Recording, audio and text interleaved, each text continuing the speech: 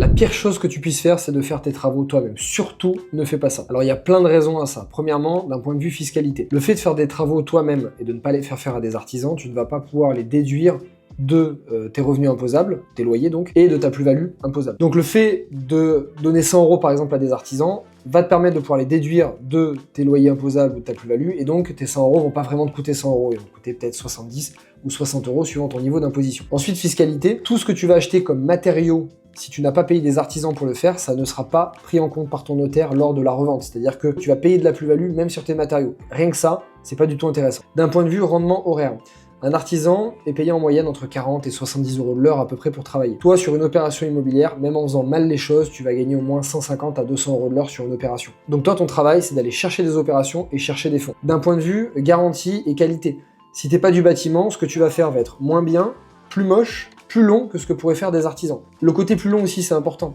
Plutôt que de perdre du temps, donc perdre des loyers, donc perdre une plus-value potentielle qui te permettrait de revendre plus vite et de faire des nouvelles opérations plus vite, tu vas perdre plus d'argent en fait par l'attente de ton bien qui va être mis en location ou à la revente, que de payer des artisans plus cher que ce que ça te coûte de le faire toi-même. Hein, c'est toujours l'idée d'aller aux économies de petits bouts de chandelle, ça c'est un truc qui fonctionne jamais dans l'immobilier, il vaut mieux payer le prix maintenant, aller vite, parce que c'est la vitesse et la répétition des opérations qui nous font gagner de l'argent. Quatrième point, le bien-être. Est-ce que tu as envie de passer ton temps dans les travaux ou est-ce que tu as envie de passer ton temps en voyage, à profiter et à faire que l'immobilier soit un moyen, un revenu passif plutôt qu'un nouveau travail? Ça, c'est toi qui vas le décider. En fait, dans tous les cas, il vaut mieux faire tes travaux que les faire toi-même. Même si tu es dans le bâtiment, toi, ton temps et ton métier, c'est trouver des affaires, trouver des fonds. Trouver des affaires, trouver des fonds.